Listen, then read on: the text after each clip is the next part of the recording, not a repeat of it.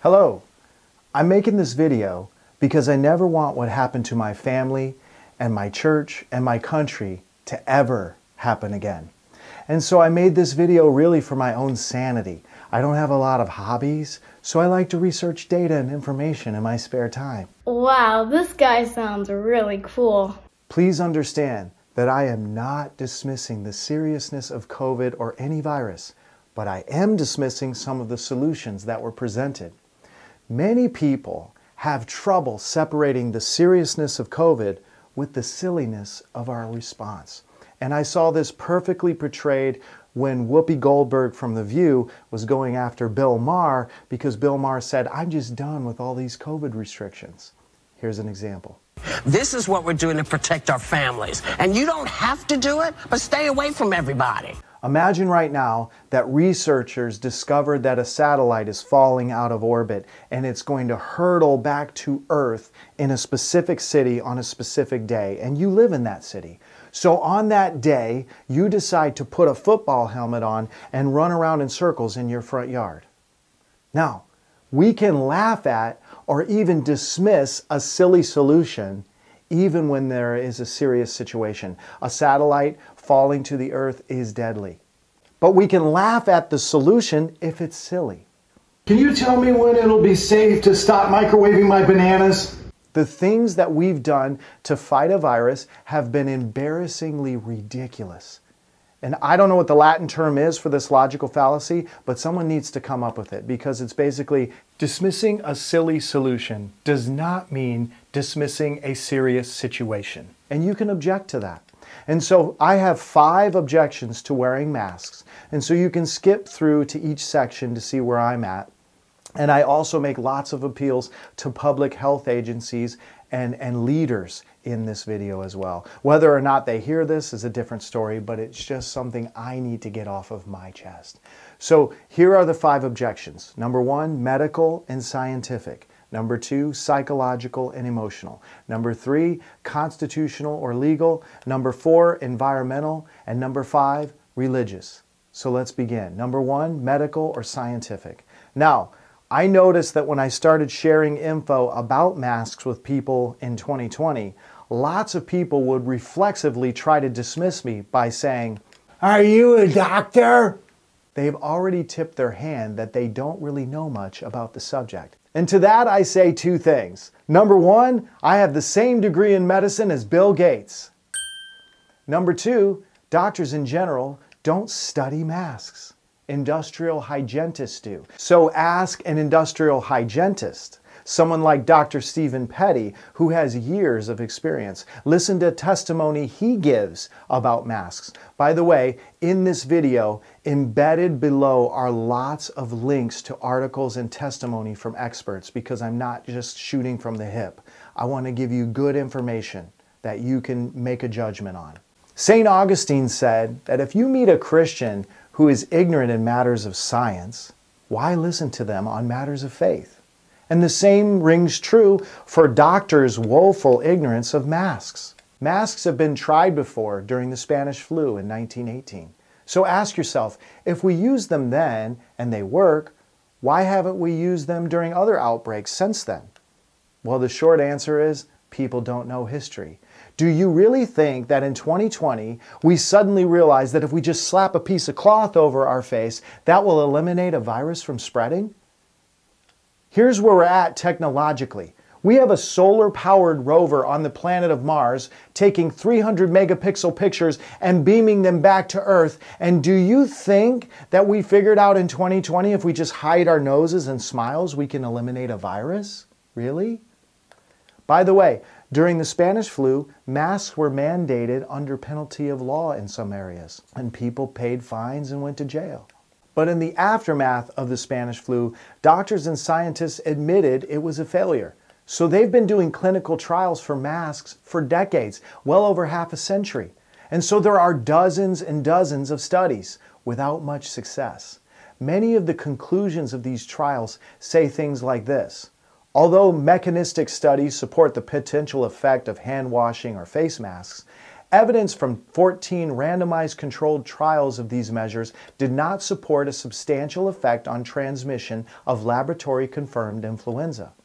Basically, they're saying this: when we silicone masks on motionless mannequins in a lab or run it through a computer model, it potentially works.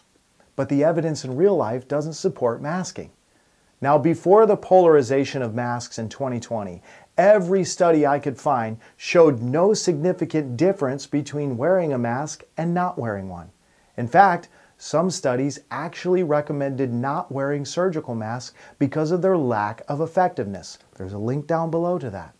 These are peer-reviewed, randomized controlled trials. If you don't know, that's the gold standard for evaluating something. You have a control group and a mask group. And so during this process of learning about masks, I also learned about p-hacking. And no, this isn't something you do in the bathroom. It's called probability value hacking.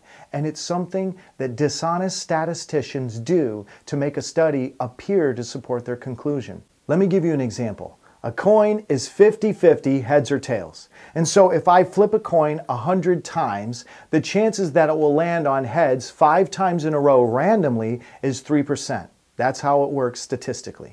So if I now take this data of 100 coin flips, and instead of using all of the data, I use just a few coin flips before and a few coin flips after it randomly falls on heads 5 times, this gives you the conclusion that you're more likely to land on heads simply by flipping it. Why am I explaining this when this video is about masks? Because this is what supposedly reputable medical and public health organizations have done with mask studies since 2020. And especially since politicians proclaim that masks work. And politicians control the purse strings to some of those agencies. And so this is shameful. And so basically what these agencies have done, they are putting brackets around data points that make it appear as if masks work better than they do. We call that cherry picking. So during the height of the pandemic, where mask mandates were all over, they would track a mask mandate in one county against a county without one, and they would do it in a way that shows cases falling in the mask county and rising in the other. But if you stretch out the data points over time, you'll see a statistical insignificance in cases. An excellent resource for this, and a person I learned a lot from, is Ian Miller, and he's an author of a book called Unmasked, which is all about this. Now, the CDC has a publication called the MMWR, and they've been putting out these specious phony mask studies since 2020. Now, there have been mask studies done since 2020, like the Bangladesh study or the Danish mask study, which showed no significant statistical difference between masked and unmasked groups. But those don't make the news. Now, to be fair, do masks catch some respiratory droplets? Yes. But big droplets from a sneeze or a cough are not the same as aerosol from simply breathing. Most of what we exhale is not big respiratory droplets. We don't look like walking humidifiers gurgling out large visible respiratory droplets everywhere we go. Aerosol is tiny droplets, invisible to the naked eye when talking in normal settings. But in the wintertime, if it's cold enough outside, when you breathe you can see it, or inside you can fog up a mirror if you're close enough. Even if you wore a mask and didn't cough or sneeze at all, what you are exhaling is aerosol, and it goes right out of a mask with large gaps and even seeps right through a mask that is tightly sealed. Now, before I talk about different types of masks that people have been wearing, I want to give you an illustration in a different category that isn't as divisive as mask, just so that you can follow along. Okay, I have SPF 100 sunscreen, and I have SPF 0 suntan lotion. And so what I did is I sprayed this on this arm, and I sprayed this SPF 0 on this arm, and then rubbed it in. Now, when I sprayed it in, you can't see it with the naked eye, but my skin is covered. Now, if I go outside and I only use this and put it all over my body, and then assume that I'm protected from the sun because my body is covered, you would immediately go, wait a minute. That's not how that works. That's one example. Simply covering your body does not necessarily mean you're protected. Here's another example. These are sunglasses that I got from the Dollar Tree. I buy several pairs a year.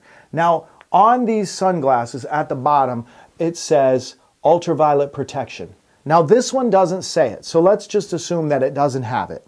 Now, if I put these on, you can't see my eyes. My eyes are covered, so I can go outside and be protected from ultraviolet light from the sun. That can be harmful to me. But if I put these on, and let's assume there is no UV protection, I can't just say, well, you can't see my eyes, so I'm protected. No, because this isn't providing the protection that's required for your eyes to be protected. And if you're wearing these and they're not protecting you from UV light, your eyes actually open up bigger and are letting more of that harmful light into your eyes. So this actually is worse than if you didn't have glasses at all. And hopefully you can kind of make a connection there, because cloth masks provide no real protection. Don't wear a cloth mask. Cloth masks are little more than facial decorations. The fabric is too loosely woven to prevent viruses. A surgical mask does not protect you from getting or spreading viruses, and it says so on the side of the box. Surgical or filter masks have not been designed to provide a close seal on the face or high-level particle filtration. Therefore, these masks will not provide effective protection of your airways from infectious airborne particles. I have been driving around for 3 years with this mask on, and I haven't gotten in an accident yet. So I think it's pretty obvious that this mask is protecting me. That's not how any of this works. Now, one of the pushbacks that I often saw when people were debating masks is this. Well, why do surgeons wear masks? In the link below, why surgeons wear masks, and let me give you a spoiler alert. None of them are to stop viruses. Now, just because doctors wear masks all the time doesn't make them an expert on masks. I wear clothes all the time. That doesn't make me a fashion designer. I drive a car all the time. That doesn't make me a mechanic. Doctors may have had training on how to properly don and doff a mask, but did they actually study a mask's ability to control an aerosol respiratory virus? Doctors study what goes on inside the body, not necessarily the physics of aerosols leaving the body and passing through a permeable membrane. And so doctors and health officials, when push comes to shove, don't hide behind your scrubs. Now, to be fair, many doctors are so busy in their field that they're blindly trusting others in their area of expertise. So I want to give the benefit of the doubt. Doctors are not lazy. They're busy. But this is a caution to doctors. If you're going to advocate something, make sure you do your homework on that. Because a lot of people we put our trust in during this whole thing did not deserve that trust. Be careful. People in masks cannot be trusted. There were many doctors and journalists and health officials who used their positions of authority to assert knowledge in an area that they should have the humility to admit they were wrong in doing so. Unless you hear it from us, it is not the truth. Unfortunately, doctors pretended to have expertise in an area that they did not have expertise in. And doctors are smart people, but everyone is capable of error, including myself. And when that error is exposed, will you have the humility to admit that you were wrong? The longer health authorities claim that masks work, the longer it will take to reestablish trust with the public.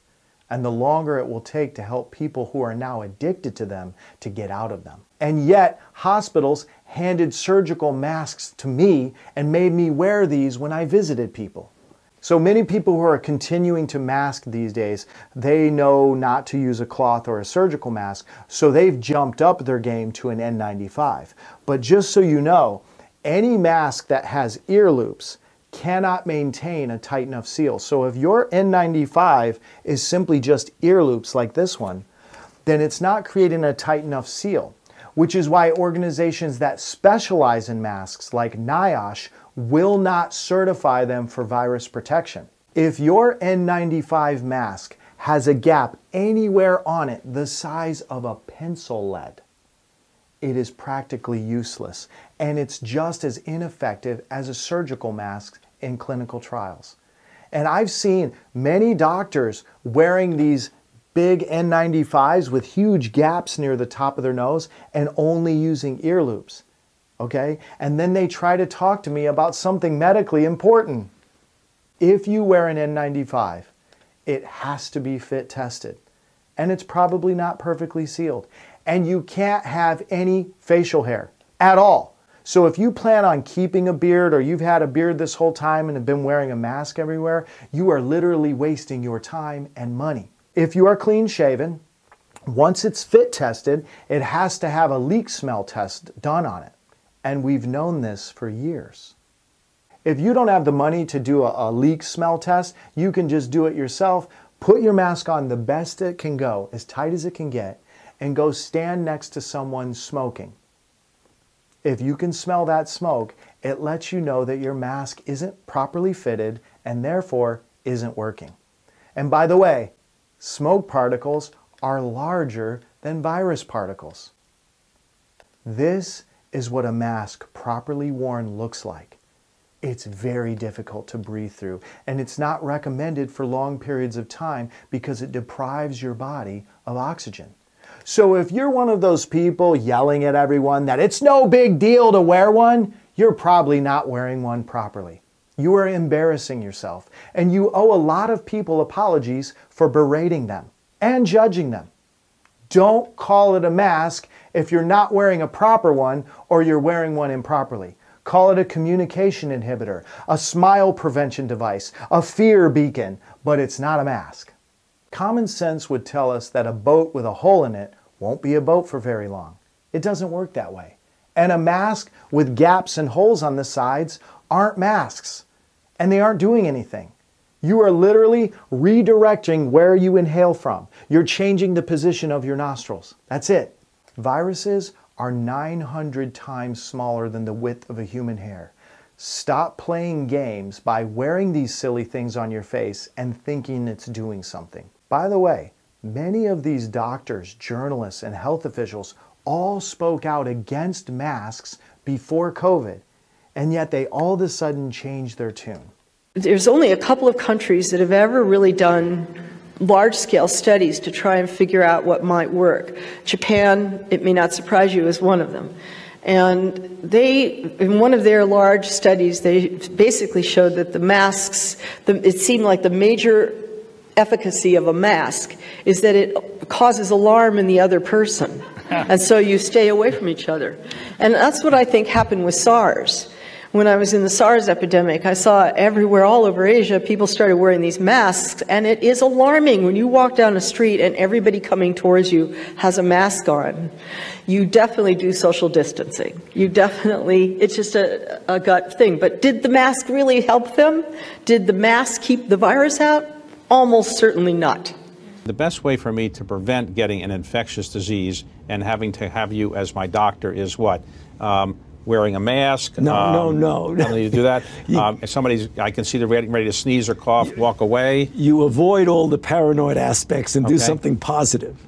You don't wear a mask when you go into these places. This is really interesting to me. Tell me about this. I mean, I'm more likely to wear a dust mask when I'm in air pollution in China than I am to wear a face mask to protect myself from disease. First of all, there are very few that work. And I was part of a large study commissioned by the Sloan Foundation a few years ago where we were thinking about influenza pandemics. Okay. And we kind of went through the list of every kind of mask out there. And it's pretty clear, as soon as even the most sophisticated N95 or surgical masks get moist, you see a rapid reduction in the efficiency of blocking virus with the mask. The various fibers and filaments that are meshed together in the mask very quickly with moisture begin to separate and create, larger gaps for viruses to come in. You think about it, it makes perfect sense. Well, what happens when you wear a mask for 4 hours? You're basically recycling what it smells like and what's inside your mouth over and over again onto the inner surface of the mask.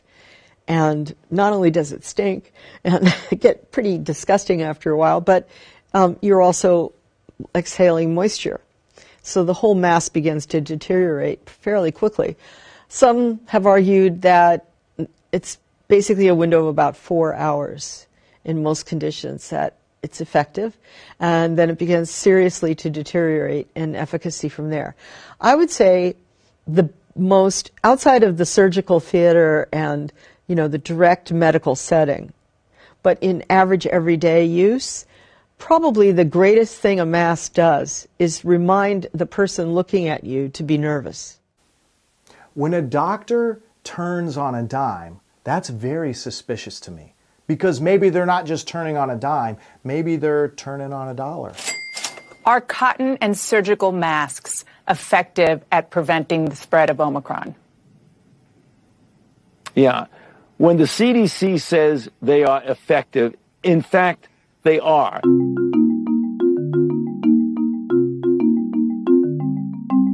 Did the mask really help them? Did the mask keep the virus out? Almost certainly not. You don't wear a mask when you go into these places. This is really interesting to me. Tell me about this. I mean, I'm more likely to wear a dust mask when I'm in air pollution in China than I am to wear a face mask to protect myself from disease. First of all, there are very few that work. Probably the greatest thing a mask does is remind the person looking at you to be nervous. Dr. Edgar Hope Simpson spent half a century of his life studying viral respiratory infections. And he noticed that the flu comes and goes certain times of year and in certain hemispheres. And so this ebb and flow occurs naturally regardless of interventions from politicians. And if you're ignorant of the seasonality of viruses spreading, then you will assume that a mask mandate works. Many times, a political or health official would enact a mask mandate as cases were already peaking, and then they would naturally decline and give the impression that a mask mandate works. If we have decades of randomized controlled trials showing no real benefit of face masks stopping respiratory viruses, why are health officials like Dr. Fauci or agencies like the CDC and others still promoting them? Which leads me to my second objection, psychological and emotional reasons for opposing masks. There's an interesting observation I've noticed. People that are for masking see no downside to them at all. They literally don't see any downsides. And I want to talk about that. Fear weakens your immune system. That is clinically documented with 4 decades of research. Initially, I had no opinion about masks one way or the other, and neither did you probably.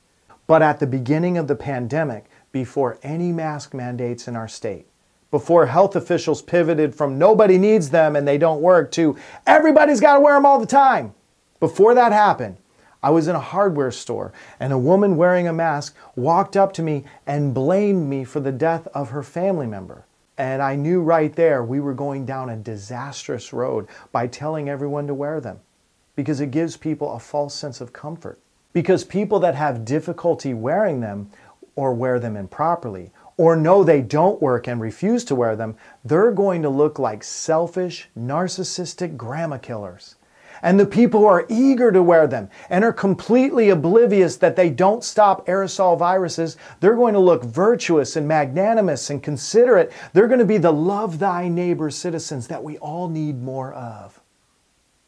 I talked to a woman whose son had to wear a mask to go to public high school, and he developed really bad acne. And when the mandate lifted, her son chose to voluntarily mask to hide the acne he had developed. That is Stockholm Syndrome level trauma right there. And that was abuse. 2-year-olds should have been required to wear masks. It would be child abuse for parents not to do that. When a health official continues to promote a false narrative that a neck gaiter or a surgical or a cloth mask or a bandana is protecting people, then we saw wide-scale, rampant child abuse from parents because they believe those health authorities. Children were abused by their parents because health officials refused to admit they lied, or they were wrong, or they pretended to have expertise in an area they knew nothing about. This is abuse. And for people my age and older, Gen X and baby boomers, even millennials, this was never done to you. Because health officials of yesteryear read the data and they knew masks were not the solution for respiratory outbreaks. Again, silly solution to a serious situation. So you grew up free from this level of fear that masks bring. When you went to your grandma's house, she wasn't wearing a mask. Masks rob you of your identity. They make communication difficult. They agitate people immensely and constantly remind you to be afraid when you wear them. Okay, go, Mommy.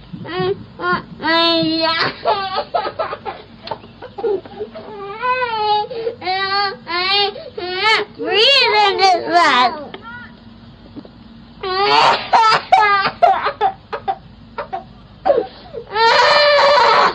And even if you aren't wearing one, if someone shows up someplace wearing one, their mask is a reminder for you to be afraid. Our faces are created for communication, and studies show that anywhere from 70 to 90% of all communication is nonverbal. So how your face looks when you're saying something matters. Masks are psychologically oppressive because whether you are consciously aware of it or not, they are suppressing basic human interactions and communication. I want you to watch this video.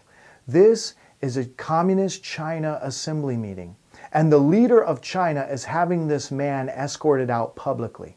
This is a total power move, but it's communist China, so it's nothing new. But I want you to notice, look at the lesser members in the top, and look at the important ones on the front row. If you think this is about controlling a virus, wake up. Masks control people, not viruses. Here's a pic of Chinese astronauts in the space station. And speaking of communist China, masks are a lot like communism. No matter how much it failed in the world, it's always because we just didn't try hard enough.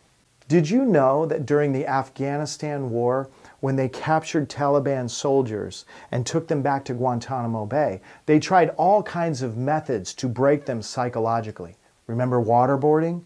But did you know that they also made them wear surgical masks outside? Why would the military make prisoners wear masks outside? This article is from 2002, by the way. It breaks my heart to see so many in the black community continuing to mask. Now, the black community has distrust in government on health policies, which is totally understandable if you know about things like the Tuskegee experiment. So they have a distrust when public health officials talk about things like vaccines. The people in America are not settled with the information that's been given to us right now. So I'm not going to be lining up taking a shot or a vaccination for something that wasn't clear in the first place. And then you all create a shot in miraculous time. But then they believe the same group of health officials when they speak about masks. So why are they skeptical about one thing and then blindly believing them about the other? By the way, the Tuskegee experiment lasted from around 1932 to 1972, where the Public Health Service told African American men they were treating them for syphilis, but they never actually gave them real medicine so they could see how the disease ravages the body. This went on for 40 years before they were exposed and stopped, and then it took another 30 years before the government officially apologized. Health officials, when are you going to let the black community off the hook? You thought the mask would bring a sense of urgency for vaccine uptake, and you were wrong. Many in the black community are choosing to mask, and some are deciding not to do flu shots now because of health officials' lies. Why do I need to get a flu shot? I can just slap a mask on my face when I go to the grocery store.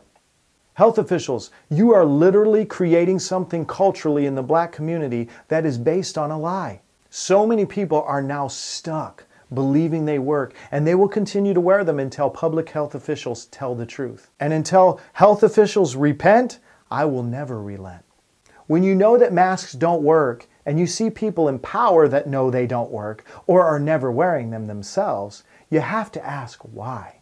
Did you know that slaves had to wear masks in South American countries like Brazil? Do you think that this was for their safety? Or was it to degrade and humiliate and dehumanize and agitate them? This isn't hypocrisy, it's hierarchy. You're a nobody. so put your mask on and go get me an hors d'oeuvre.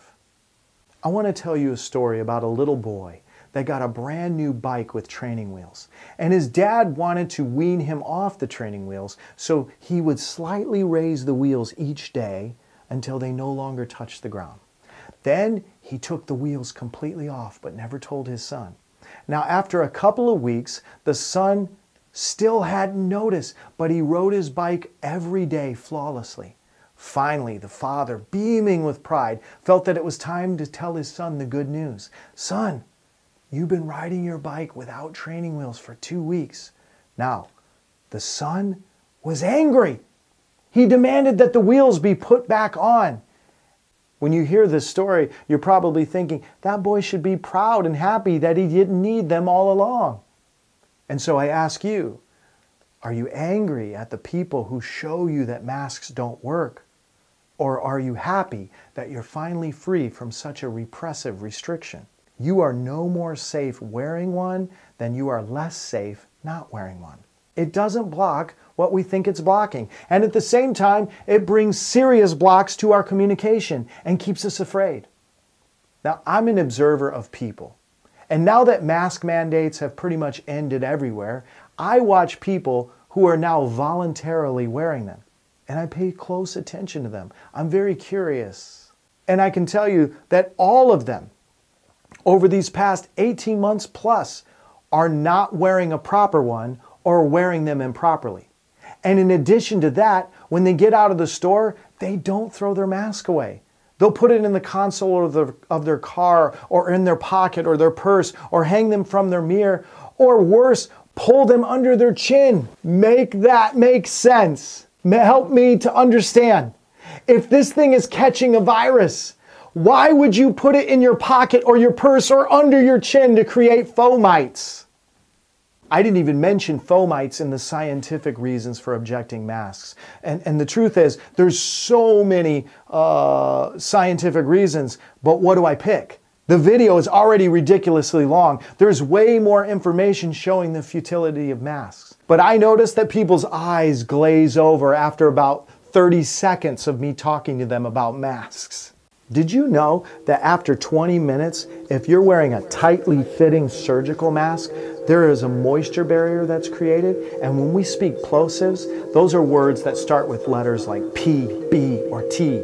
And you can hear it. It's like the word explosive. And that pushes a lot of wind. And so that wind pushes that moisture barrier through the mask and actually could potentially nebulize that moisture into the air. Enough! Do you want my head to explode? In the end, people don't want to hear information that destroys their phony sense of security. You absolutely should not be wearing a mask when you are outside. When you see people wearing a mask outside, this is a public health failure. Why? Because we know about diffusion.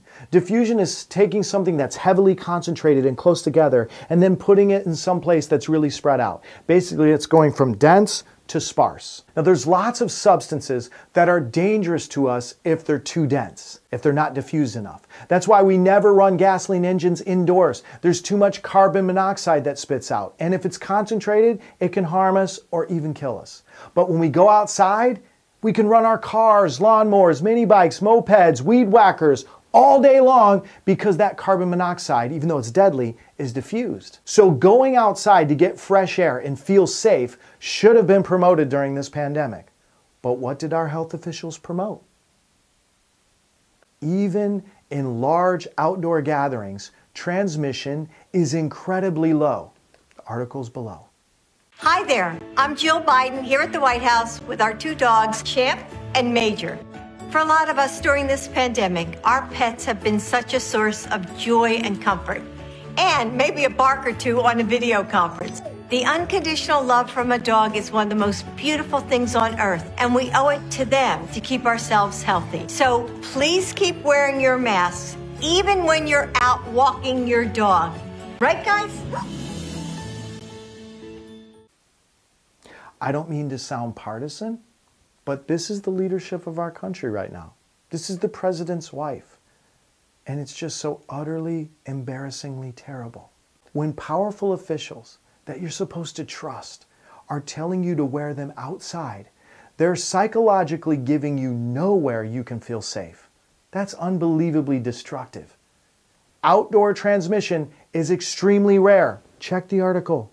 Outdoors is a place we've known for years where you can breathe free. So why would politicians promote wearing them outside? Please understand, to tell people to wear them outside means psychologically there is no escape, no relief, no place you can find peace. This will be documented for decades for the mental anguish it caused people who were already nervous about stuff. And to think that our political leaders would do this to fellow citizens of this free country. And speaking of political leaders, let's get into the constitutional or legal reasons why I oppose masks. It doesn't matter how dangerous something is. Rights should never be taken away in a time of crisis. If that's the case, there would always be a crisis to take away your rights. If they can take away your rights during a crisis, then they were never really rights to begin with. Let's get the bad argument that a mask is somehow like a seatbelt. We have to wear those by law, right? I'm going to link an article below that shows that that's nowhere even close to a good analogy. One of the points in the article is that seatbelts protect the person wearing it, not others. If the governor of your state said they were going to mandate every person had to wear a concealed weapon for their protection as well as the protection of others, you would immediately see the constitutional problem. You know that people would feel uncomfortable wearing that. People would not feel any more safe, or some people would actually feel less safe. Now replace concealed weapon with the word mask. The government has no business mandating these even if it's under the guise of safety. And under the guise of safety, you have to wear this thing over your face that restricts your breathing, creates communication issues, induces fear in others, and forces you to inhale microplastics and toxic chemicals into your lungs. If we assume that a mask works to protect you, then there's no legal obligation for someone else to wear a mask to protect you when you can wear one yourself. Can the government keep you from talking? Many of us know that the First Amendment prohibits the government from doing that. It gives us the freedom of speech. But what I am asking you is, can they literally prevent you from talking in order to fight a virus? You see, when you talk, you might create a little spittle. By the way, that spittle just falls to the ground unless you have a mask creating a moisture barrier that you're nebulizing with plosives. But that spittle usually just falls to the ground. Can the government ban you from talking in order to slow the spread? Can the government make you shave? You've already seen that facial hair renders a mask ineffective. And so I refuse to allow a representative government that will throw me in jail for the crime of unregulated breathing. Ben Franklin said it best, those that give up liberty for security will end up with neither. Unelected, unaccountable bureaucrats like Dr. Anthony Fauci making these kinds of decisions are not the way our form of government was set up. People died trying to enforce these unconstitutional mask rules. They died. Governments all across this world wrongfully mandated something that's never been proven to effectively work in randomized controlled trials, which is why we've never worn them. Over and over, I would see politicians ignorantly demand that we wear these masks and then blame us when they would inevitably fail. Cases are up. It was the most cynical thing that I've ever witnessed as a citizen of this country. If masks work, why do we need to lock down? I realized the absurdity of a mask mandate around October 2020. I mean, I knew it before that, but this really put a punctuation mark on it. In October of 2020, President Trump got COVID, and he was in Walter Reed Hospital. And for whatever reason, I don't know why, he thought it would be a good idea to have his driver drive him around the block and wave at people. And when I saw the video of this, the press went ballistic. He's COVID positive! What's the problem? He's wearing a mask. Don't masks stop COVID? My kids were sent home from school for weeks, and I'm not exaggerating, weeks, because they were near someone who tested positive. But the school had a mask mandate. The mask provided no benefit. You had to wear it in case you were asymptomatically sick, but if you actually were sick, you had to quarantine. You could not come back to school or work. So the mask only worked on hypothetical sickness, not actual sickness, on pretend sickness. This is Munchausen syndrome by proxy on an epic scale. If you're going out in public, you 100% need a mask. But why? I'm not sick, and I don't like how they look. First of all, you can be sick and not know it. Well, I know masks can take time to get used to, but I like how cool your mask is. My brother-in-law got COVID from someone who took public health messaging at face value. You see, the person tested positive for COVID and then put a mask on and went to church and got other people sick instead of just staying home like we used to do. We are innocent until proven guilty. And that doesn't mean jamming a PCR test up your nose every morning to prove your innocence. Dr. Anthony Fauci and other public health officials who knowingly spread lies. It's not too late to repent and try to undo the harm that you've caused. Dr. Fauci, you can go around and get your accolades from department heads of major universities, people who are mostly your age. But let me tell you this. The kids of this generation will be writing the final chapter of your legacy. So go around and get awards from people in your age group, but the kids you messed over that had to wear a worthless mask for 8 hours a day for 2+ years, the kids that you scared their parents and grandparents into total solitary confinement and isolated them from their grandparents, they're the ones that are going to write the final chapter in the history books about you. This can never be allowed to happen again. The government cannot protect you from microscopic respiratory viruses that have been successfully replicating for thousands of years. And we were fools to believe it. Nothing I'm saying in this video was controversial before 2020, but you were only allowed to hear one side of the conversation. YouTube's official policy was to ban anyone from speaking out against the official public health narrative. And other social media companies ban epidemiologists and industrial hygienists and doctors that spoke out. Now, if you believed government lies and caused division with your family, your friends, or your workplace, or your church, then you need to apologize to them. As for me, I'll never lock down again, and I will never follow orders that I know cause more harm than good. And speaking of more harm than good, let's look at environmental reasons for opposing masks. Now, America does a pretty good job at managing our garbage. We're not perfect. There's lots of room to improve. But by and large, we're not dumping our garbage in unauthorized places. But if you go to many parts of the world, they literally dump their garbage into the river and let it float away, and it winds up in the ocean. There are large islands of floating garbage in our oceans. What was already an environmental problem has now been amplified by billions of people wearing something that does not prevent transmission of respiratory viruses and then dumping them into our environment. Animals are getting entangled in these things.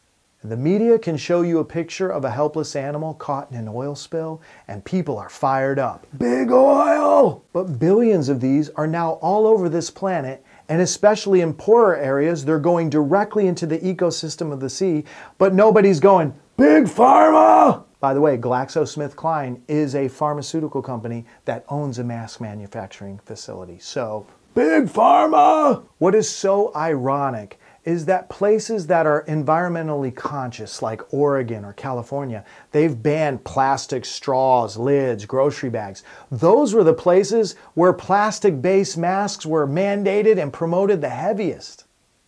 These surgical masks that you're wearing are not a solid piece of material. They are tiny threads of microplastic fibers knit tightly together. And you are inhaling these microplastics and chemicals into your lungs. What is so ironic is that we've spent decades mitigating asbestos from public schools only to force children to inhale microplastics and chemicals into their lungs for 8 hours a day, months on end. And in some places, it's still happening. This sounds like a mesothelioma lawsuit ad in the not too distant future. Were you forced to inhale microplastic in your lungs in elementary school? And speaking of plastic, it's time to take down the plexiglass. It's time to scrape up the social distance stickers. It's time to throw away these disgusting masks that may be causing more problems than they solve. The government gets things wrong sometimes. And it's important as citizens that we keep our government accountable. The people insisting masks work and asserting their authority, they remind me so much of how the Catholic Church operated in the 1500s using circular logic. We're the authority because we're right. And if we weren't right, why would we be an authority? Instead of arguing ideas, they would assert their authority to attack their opponent. It's very dangerous, Chuck, because a lot of what you're seeing as attacks on me, quite frankly, are attacks on science. Which leads me to my final objection, the religious or moral objection. The first thing that I could hear people asking me is, how can you have a religious objection to something that hasn't even been around since Bible times? Well, here's how it works. As new technology comes along, we assess if it's somehow outside of God's will or design for our lives. Let me give you an example. 100 years ago, Christians did not object to birth control pills because they didn't exist. And large-scale general population mask wearing is incredibly new. Even in Japan, less than 30 years ago. Look at pictures from the 80s. This is a new social phenomenon, and my hope is that after thorough documentation of their failure, they'll never be worn again. So I object to masks on religious grounds, which I will explain. Here's what I won't do though. If you disagree with me, I won't tell you that you're not a Christian for disagreeing with me on the science behind all this stuff. What you believe about Jesus Christ makes you a Christian, not what you believe about global warming or taxes or coronavirus or masks or social distancing or vaccines or any number of things. During the height of the pandemic, there were prominent pastors out there that followed every bit of advice from public health officials. And in doing so, they also told me that I wasn't Christ-like for opposing some of the nonsense. Or they told me that I was disobeying Romans 13. Nothing could be further from the truth. In Acts chapter 22, Paul asserted his rights as a Roman citizen. They were about to punish him without a trial. He wasn't being rebellious. He was asserting his rights. And asserting your rights is not the same as rebelling against the government. Many Christian influencers, like Rick Warren, he told his people the easiest way to love your neighbor is to wear a mask. The most practical way right now you can love your neighbors yourself, wear a mask. Well, that sounds really nice, but unfortunately it's not true. In December of 2021, my wife and I went to a large arena for an event in our city. The place was packed, and it felt good to see people come together again. Now, there were already people seated in the row we were in, and my seat was next to an older woman, and I greeted her with a smile and sat down. Within moments, she was digging through her purse to pull out a worthless cloth mask that she wore the entire time I sat next to her. So I ask you, Pastor Rick, was that her loving her neighbor? Or was that her showing me that she thought I was a vector of disease and a threat to her? I never coughed or sneezed once. An asymptomatic spread is incredibly rare. But the one thing historically people need to realize, that even if there is some asymptomatic transmission, in all the history of respiratory-borne viruses of any type, asymptomatic transmission has never been the driver of outbreaks. The driver of outbreaks is always a symptomatic person. Even if there's a rare asymptomatic person that might transmit, an epidemic is not driven by asymptomatic carriers. People had no sympathy for people with no symptoms. It treated people inhumanely and is the opposite of the spirit of the gospel that Jesus taught. Jesus said, I was sick and you visited me. James 5:14 says, is anyone among you sick? Let them call the elders of the church and pray over them and anoint them with oil in the name of the Lord. I talked to an elder of a large church who admitted to me that he knew masks didn't work. Yet he said he had a roped off section of his church for people that wanted to wear masks. So he had a section of his church reserved for people he knows are believing a lie. Now, not all lies are the same. If your wife asks you if she looks fat at 8.5 months pregnant, that lie doesn't cause nearly as much damage. But that church elder's cowardice led to abuse. Because the people that sat in that section are also forcing masks on their kids and grandkids. And they're making their children wear them all day at school. It's wrong. It's not an innocent lie. It's a pernicious lie that masks are protecting people. And that is causing real harm. It is endangering people that should be attempting to get healthy. But these people are wearing a mask instead of trying to get healthy. Deuteronomy 27:18 says, "Cursed is anyone who leads the blind astray." I take that to mean allowing someone to believe something that isn't true and is perhaps harmful to them. Telling people that masks work delays them from actually making good decisions about their health that can affect the outcome of a virus. Aerosols can take up to 50 days to fall to the floor, which is why leaders should have focused on getting people healthy, not avoiding sickness. And there's a big difference. Focusing on getting healthy is a good thing, but focusing on avoiding sickness is not good and will lead to all kinds of negative antisocial behavior. Avoiding sickness is a sign of sickness. If that's all your life is now consumed with, there's a problem. You know, during the height of the pandemic, the popular phrase, "What would Jesus do?" was told different times. I would just say this, don't go there. If Jesus were here today, he would be a massive health code violator. He touched people with leprosy. He should have quarantined. His disciples got in trouble for not washing their hands. He used his own saliva mixed with dirt and put it in someone's eyes. If you were sick in Jesus' day, you had to shout unclean to the people around you. And sometimes people threw rocks at you if you were sick. Jesus lived in a world that was far more ridiculous about infectious disease. So don't ask, what would Jesus do? And I've heard plenty of Christian influencers say Jesus would have obeyed all the public health officials. Well, it depends on what they're saying. This is a top health official in our nation right now. And this is what they're saying saves lives. Gender-affirming care is life-saving, medically necessary, age-appropriate, and a critical tool for healthcare providers. I bet many people disagree with this person's definition of saving lives. Here's the deal. I also disagree with this person, as well as other health officials, that told me what saving lives during COVID looked like. Please understand that I am not rebellious in the least, but I simply can't follow health orders from officials that are saying things that I know are not true.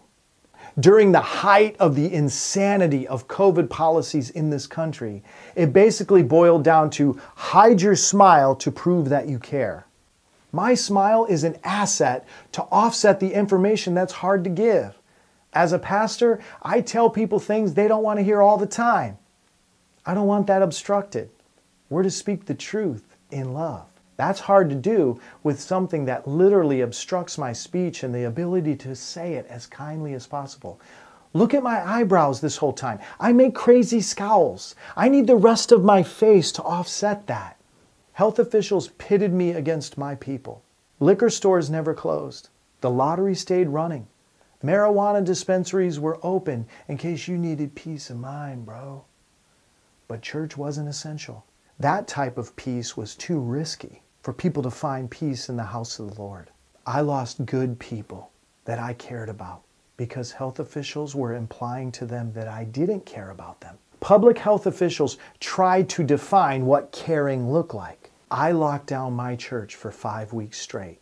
We did drive-in church and parking lot church after that for almost 6 months.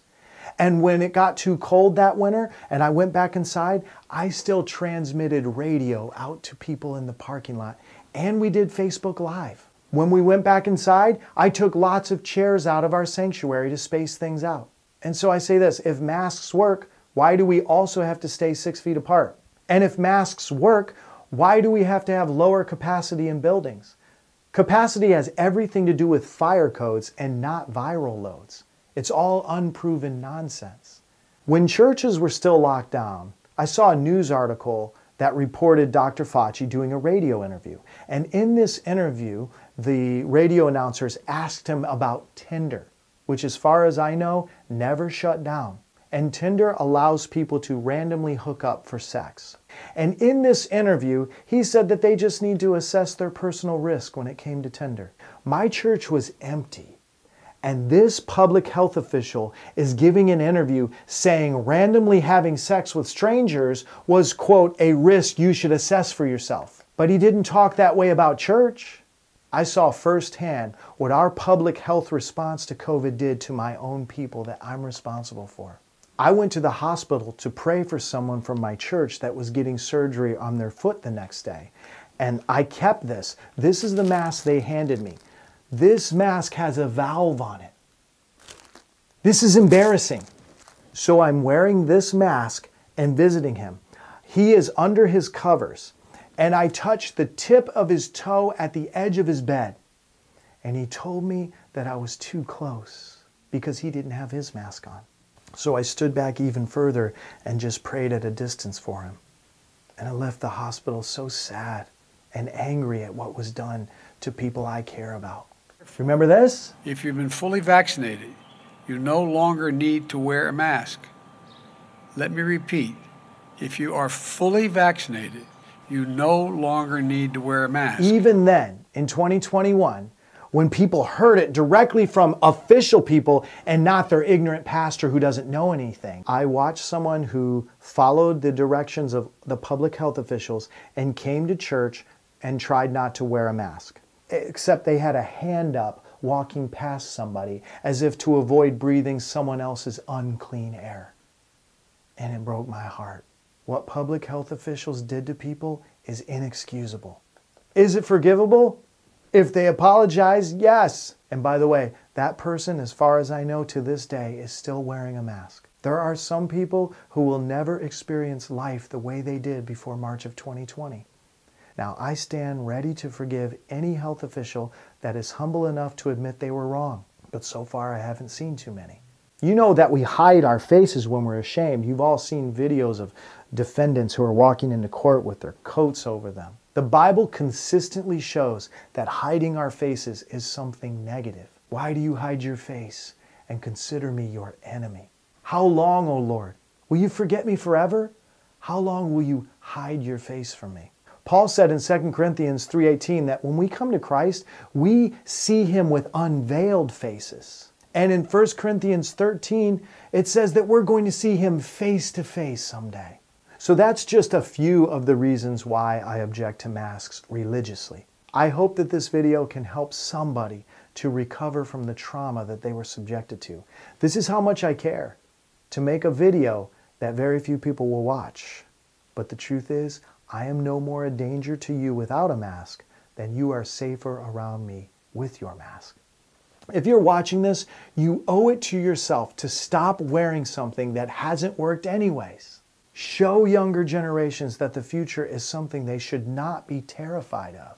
Thinking you can forever hide from a sickness is a sickness. Ask God to help you. Pray for God to rid you of this fear. I want to thank you for your time if you did manage to watch this entire thing.